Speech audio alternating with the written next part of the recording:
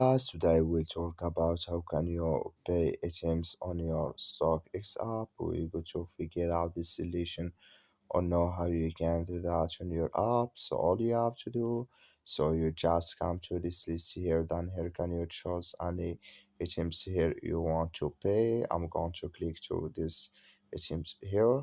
So then it's going to take us to this list. So then you just switch into open video. Then all you have to do now, I'm going to click on this here. So then it's going to show for you a list like this, and you click here on pay here.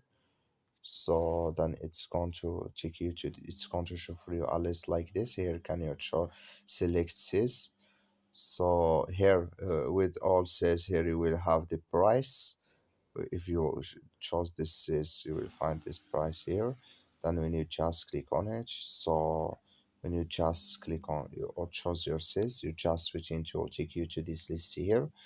So when here you here if you want to discount code here or add shipment address or add in here can you add payment methods, then you click here on review order here. So then here add your information and you click here on save, then it's going to pay with you.